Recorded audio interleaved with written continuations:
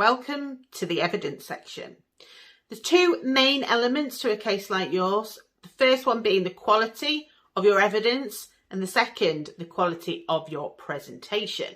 So in this section, we're going to walk you from overwhelm to being confident in your evidence and how to deliver it.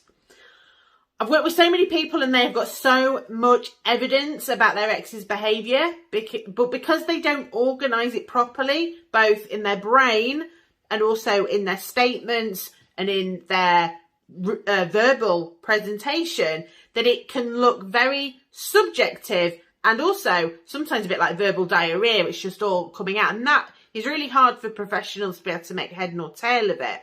What the court wants is facts.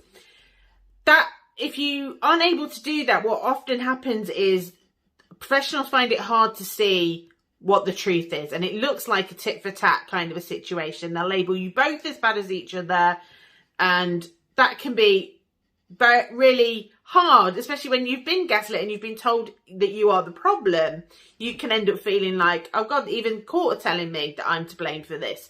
And actually, it's just that the evidence hasn't been presented properly.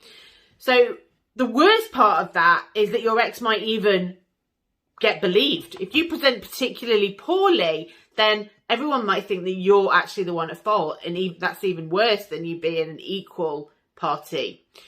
So, and because you probably got PTSD after everything that you've been through, the logical and cognitive parts of your brain are impaired. And this means that your evidence is likely to be all over the place. So when you speak to others, then things bounce from one thought stream to another, and it can be hard for people to keep up. So therefore, much of your message is lost.